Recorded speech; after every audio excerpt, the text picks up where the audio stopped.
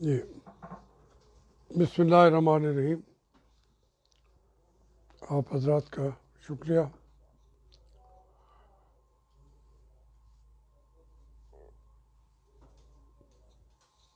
जो जलसा हुआ है लाहौर में, उसके बाद जो रद्द अमल का इज़हार किया गया है हुकूमत की तरफ से, वो काबिल मज़म्मत है, क्योंकि इस जलसे से जो चीज़ें अहम तरीन हैं वो तो सारी सामने आती जाएंगी, लेकिन महमूद अचकज़ई साहब की तकरीर पर बड़ा मनफी रद्द अमल का इज़हार किया गया है। हालांकि वहाँ जो तकरीर उन्होंने की, मैं उसके एक एक लफ्ज़ के साथ मुत्तफ़िक हूँ। अख्तर मेंगल साहब ने भी की, और इस लिहाज से उनका वहाँ मौजूद होना ही पीपल पार्टी का, ANP का, बलूचिस्तान मेंगल ग्रुप का, बजिंजो ग्रुप का, ये जो हमारे 3 छोटे सूबे कहे जाते हैं, उनको छोटा कह के भी उनकी तौहीन की जाती है। वो पाकिस्तान का अहम तरीन हिस्सा है, और उन सब की क़यादत का मुज्तमे होना मीनार पाकिस्तान के ऊपर, ये एक दफ़ा का 1940 का करारदाद पाकिस्तान के को रिपीट करने की बात की गई है। ये पाकिस्तान के अंदर एक और खुशखबरी वाला दिन था कि हर एक ने तजदीद अहद की। वो पार्टियां जो उस वक्त मौजूद नहीं थी, ANP, वो पाकिस्तान के साथ नहीं थी, अचकज़ई ग्रुप भी साथ नहीं था, मेंगल भी साथ नहीं थे, JUI भी साथ नहीं थी। पीपल पार्टी खैर पुरानी पार्टी है लेकिन बाद में बनी। तो बाकी ये सारी पार्टी जो हैं, ये 1940 में पाकिस्तान बनाने के ख़िलाफ़ थी। अब उनकी औलादें, वो ख़ुद भी अपनी ज़िंदगियों में उन्होंने हमेशा पाकिस्तान के साथ नज़रियाती तौर पर इल्हाक किया। बादशाह खान ने असम्बली में हल्फ उठाया, पाकिस्तान की असम्बली का, यानी हर कदम पर उन्होंने इल्हाक पाकिस्तान का के अमल को दोहराया। और फिर चूँकि ये इस किस्म का तजदीद अहद का दिन था, वहाँ पे वो लोगों का आना जो है, ये पाकिस्तान की खुशबख्ती और रोशन मुस्तकबिल की अलामत है।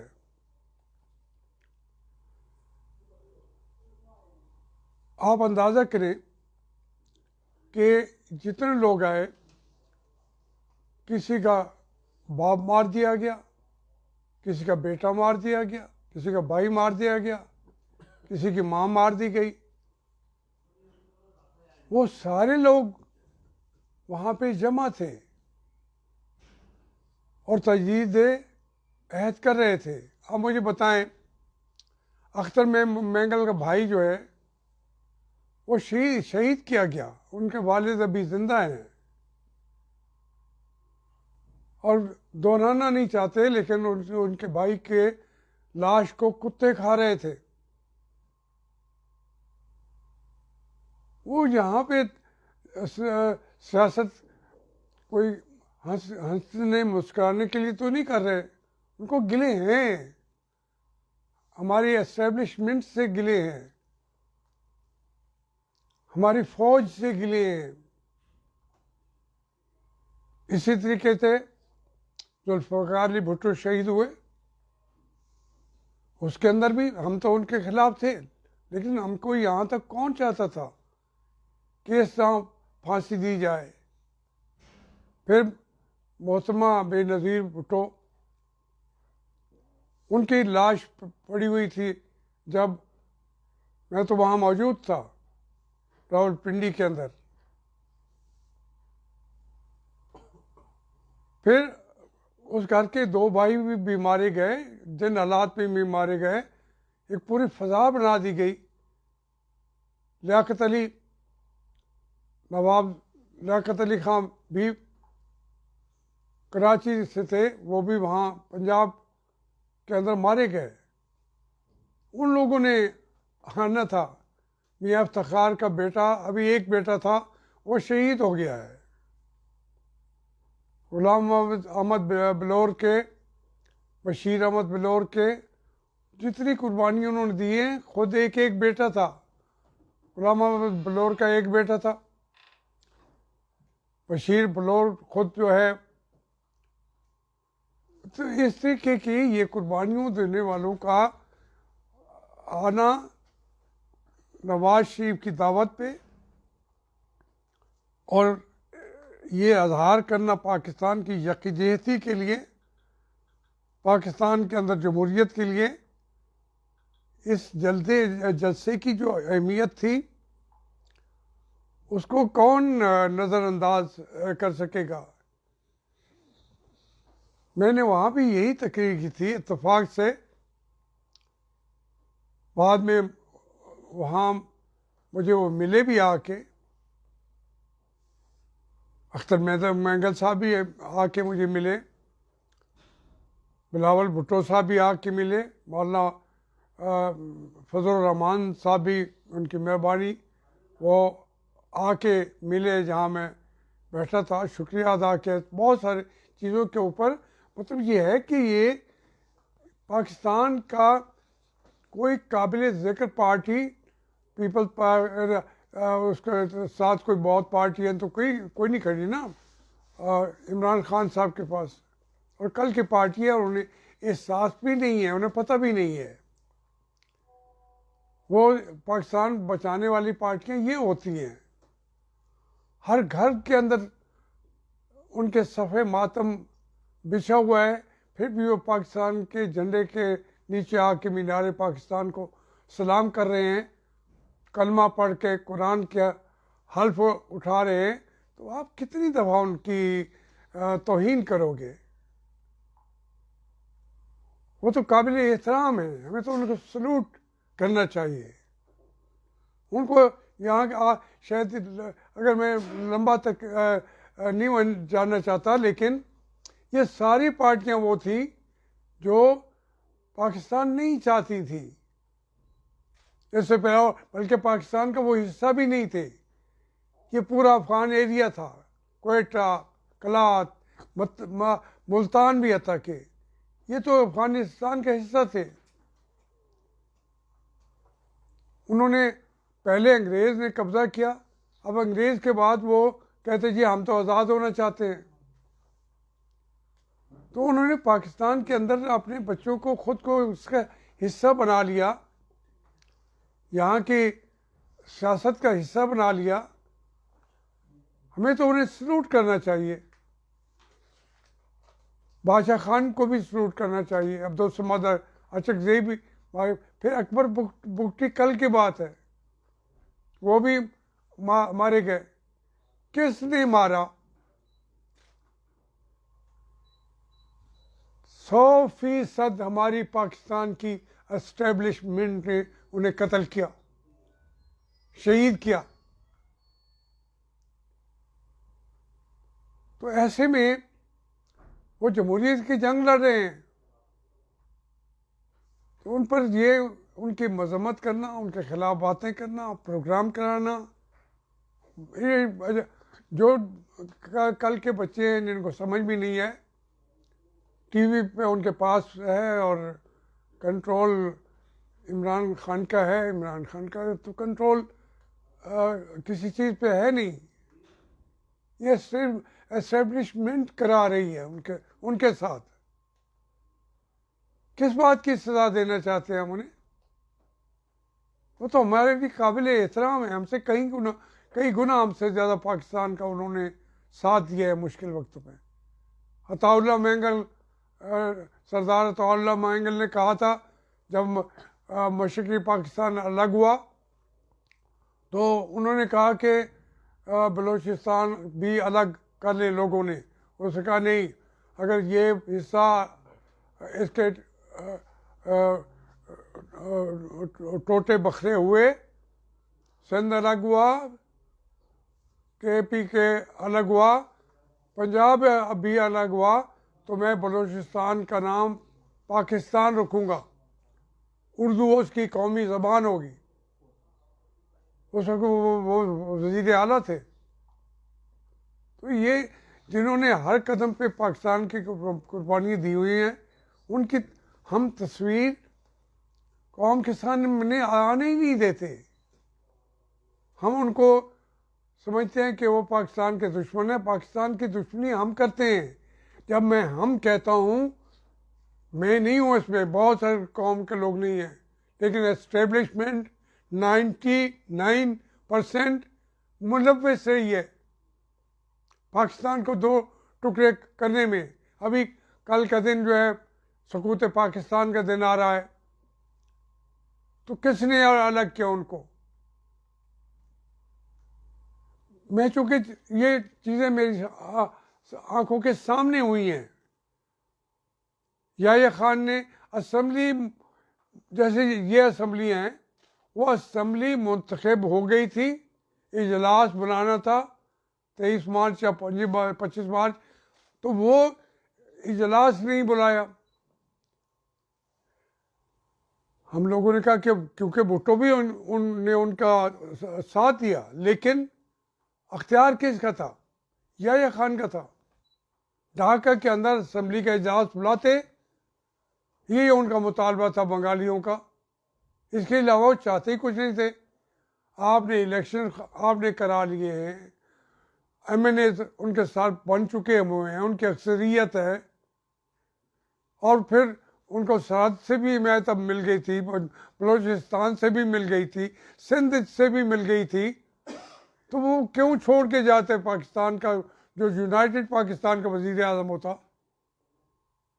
एस्टेब्लिशमेंट ने, याह्या खान ने। जहाँ बात आप छेड़ेंगे, आखिर में वो जर्नल खड़ा होगा। आज के दिन के अंदर भी जो मैं बातें करता हूँ, वो इसलिए करता हूँ कि मुझे कोई ज़ाती दुश्मनी तो नहीं है कमर जावेद साहब से, या हमीद जो है हमारे ISI के सरबराह, कोई ज़ाती मुझे कोई दुश्मनी नहीं है, लेकिन मैं समझता हूँ कि वो भी वही काम कर रहे हैं। हमारी एस्टेब्लिशमेंट वही काम कर रही है जो याह्या खान ने किया था। हट जाएं, इन बातों से पीछे हट जाएं, और याह्या खान का जो हशर हुआ था उसको पेश नज़र रखें। अयूब खान का जो हशर हुआ था उसको पेश नज़र रखें। परवेज़ मुशर्रफ का जो हशर हो रहा है उसको पेश नज़र रखें। ये उनकी जिम्मेदारी नहीं है। इसी मुल्क का सारी चीज़ें बदकिस्मती ये है, आज किसी भी जनरल के, कोर कमांडर के, ब्रिगेडियर का अगर असासे पूछ लेंगे तो वहाँ हमें पकड़ के खड़ा कर देंगे कोई नैब के अंदर या गोली के सामने। हमारा असासा हमारा मुल्क है जो आपके हाथों से कई दफ़ा टूटा है। कारगिल में हमारा झंडा वो खून में, खाक में मिलाया गया। तो इस तरीके से हमें किसी को कह देना ये आसान होता है, लेकिन हमें हर चीज़ को गौर से देखना चाहिए। पाकिस्तान बहुत ही ये बड़ी मुश्किलों से बनाया गया था। अब वो उसको क्यों तोड़ने पे आप ने कसम क्यों उठा रखी है? हमारी एस्टेब्लिशमेंट ने पाकिस्तान को तोड़ने की कसम क्यों उठा रखी है? आपने तो पाकिस्तान को मुत्तहद रखने के लिए कुरान उठाया था। तो इसलिए ये पहलू पेश नज़र रखें। शुक्र करें कि वो लोग अपने बच्चों को, जिनके भाइयों की बच्चों को पाकिस्तान के कुत्ते खा रहे हों, और फिर वो दिल पे हिम्मत करके वो उसी मीनार पाकिस्तान के नीचे आके खड़े हों। किसी को ज़बरदस्ती तो कोई नहीं कर सकता। और ये ऐसा ये अहम तरीन मरहला है कि पाकिस्तान के अंदर जो अफ़गानिस्तान के साथ जो बलूचिस्तान कर रहा है, इंडिया जो कर रहा है वो नाकाबिले बर्दाश्त है। लेकिन हमारे एस्टेब्लिशमेंट वाले वो उसको बर्दाश्त किए बैठे हैं, नवाज शरीफ को बर्दाश्त नहीं कर सकते। तो ये एक पहलू ये था। दूसरा कि तादाद उसमें ये थी, ये कोई तादाद करने की बात है। पूरी दुनिया का प्रेस कह रहा है कि बहुत बड़ा जलसा था, BBC कर रहा है, अल जज़ीरा और भी कह रहे हैं। और मैं तो सारी ज़िंदगी यही देखता रहा हूँ मीनार पाकिस्तान के जलसे। यहाँ पर मैं कहता हूँ ये फ़क़ीदुल मिसाल जलसा था। जैसे कहते हैं वो हाथी के लिए, वो मौलाना रूम ने कहा कि हाथी उन्होंने आंखों पे पट्टी बांध के बिठा दिया और जो हाथ लगा रहे थे, कोई उसकी टांगों को, कोई उसकी सूंड को। तो उन्होंने कहा हाँ भाई बताओ हाथी कैसा होता है? जिसने उनकी टांगों को हाथ लगाया था उन्होंने कहा जी ये काफ़ी बड़े सतून होते हैं, बड़े बड़े सतून होते हैं। जिसने सूंड को हाथ लगाया था वो कह रहा था कि ये कोई उसके अंदर हवा का ऐसा तूफान है कि वो पानी, दरिया का पानी उठा के बाहर फेंक रहा है। हाथी तो पूरा देखा नहीं था, ये टीवी पे आके बैठ के बातें कर रहे हैं। ये जलसा उनको समझ आती, जो शाहदरा से लेकर पत्तों की तक जलसा ही जलसा था। हर तरफ जलसा मोटरवे तक तमाम लीडर, 6-7 लीडर जो है मोटरसाइकिलों पे बैठ के वहाँ पहुँचे हैं। कभी ऐसा नहीं हुआ। तो मैं समझता हूँ कि लाहौर के लोगों ने, बल्कि पाकिस्तान के लोगों ने यकजहती का मुजाहरा किया है और वो खुल के बातें सामने आ चुकी हुई हैं। तो पाकिस्तान के मैं इस पर मुबारकबाद भी देता हूँ और पूरे पाकिस्तान को कि इन हालात पे, जबकि तमाम रास्ते रुकावटें डली हुई थी। इमरान खान के लिए तो सारे हिमायत कर रहे थे, लेकिन वो जैसा मैंने वो भी देखा है, उसने चौथा हिस्सा मीनार पाकिस्तान के इर्द गिर्द उसमें था वो जलसा। मैं उसके ऊपर स्टेज पे बैठा था, चौथे हिस्से के अंदर इमरान खान का। वो उठ के कह रहे ये जलसा कम हुआ, ज़्यादा हुआ, इस बात को छोड़े। बात यह है कि इस वक्त जो है जो हमारी पीडीएम ने जो इश्यूज उठाए हैं उनका जवाब देना पड़ेगा। इस हुकूमत को अब जाना है 31 तारीख तक का भी एक कौम को ये बर्दाश्त करना मुश्किल हो जाएगा। आप अंदाज़ा करें कि इससे ज़्यादा महंगाई क्या होगी। अब फिर वो तेल महंगा कर रहे हैं, अगले 2-3 दिन के अंदर 4, 5 या 6 रुपए, वो 7 रुपए तक आज रात को। एक और इस कौम के ऊपर जो है तूफान आ रहा है, महंगाई का तूफान है, ये रोक भी नहीं पा रहे, बल्कि ये इतने बड़े चोर हैं। यकीन मानिए चोरियां देखते हमने भी सुनी है, करप्शन भी सुनी है, लेकिन ये जो सोर्स जहाँ से उसको दौलत आ रही है, वहीं से जहाँ से मंबा है दौलत आ रही जो गरीबों की तरफ जानी है, या वहीं से ये इन्होंने चोरी करने के लिए एक्सपर्ट बिठा दिए हुए हैं। वो लूट रहे हैं, उनको कौन पूछने वाला कोई नहीं है, किसी बात पर कायम रहते नहीं हैं। अब उन्होंने ले दे कि वो शेख रशीद साहब को जो है वज़ीर दाखिला वो बन गए हैं। मैं जानता हूँ, मैं अभी कुछ कहूँगा नहीं जो उन्होंने करना है, लेकिन इस बात ये है कि इन सब के पास कोई किरदार नहीं है जो दूसरों पे हाथ उठाते हैं। तो ये चंद बातें मैंने करनी थी। हमीद साहब, आपने शेख रशीद का कहा, वहीं से बात कि उनके लिए कोई नई ख्वाहिशात है, कोई पैगाम है आपका उनके लिए वज़ीर दाखिला? नहीं, मैंने तो उनको मुबारकबाद दी है। मैं तो कोई उसको जो उनकी ख्वाहिश थी वो पूरी हो गई है। अब अगला उनकी रात दिन कोशिश होगी, अगर ये हो सकता है तो मैं इमरान खान की जगह पे वज़ीर आज़म क्यों नहीं हो सकता? तो हो भी सकता है। जिस मुल्क का वज़ीर आज़म इमरान खान बन गया है, तो अगला वज़ीर आज़म शेख रशीद होगा। एस्टेब्लिशमेंट जो उसके साथ है। हाँ, यही हमारी तवक्कुआत ये है, उनसे उम्मीदें भी यही हैं, उनके लिए हमारी भरपूर कामनाएं हैं। इस्तीफ़ों के बारे में फिर बात गोलमोल हो गई है। आगे 31 दिसंबर को इस्तीफे जमा करवाने थे, अब जेब में डालकर इस्लामाबाद जाएंगे। नहीं, वो ये कहा था उन्होंने कि अपनी अपनी पार्टी वालों को दे दें, तो उसके लिए वो सारे दे रहे हैं, ये कोई पीछे रह नहीं गया। आप देखें ना, सिंध का वज़ीर आला ने भी कह दिया मैंने दे दिया, यहाँ वालों का भी, पंजाब वाले पूरे के पूरे दे रहे हैं। पीपल्स पार्टी संजीदा है इस्तीफों में? ये बल्कि वो बाकियों से ज़्यादा संजीदा है, बाकियों से ज़्यादा हिम्मत के साथ वो कह रहे हैं कि इस्तीफे हमें। लेकिन ये मैं समझता हूँ ये हुकूमत जो है, जो जिस रास्ते पे चल पड़ी है, वो इससे पहले चली जाएगी। मार्च में सेनेट इलेक्शन देख रहे हैं?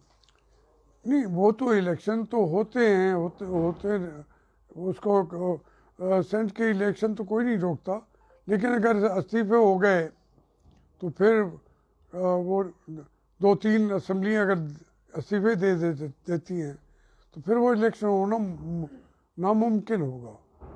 अभी भी मुस्लिम लीग नून में इख्तलाफ की बात की जाती है, ग्रुपिंग की बात की जाती है कि शहबाज शरीफ का अपना ग्रुप है, मरीम नवाज। नहीं, ये बात है, ये भी ये तमाम अफवाहें जो हैं दम तोड़ चुकी हैं।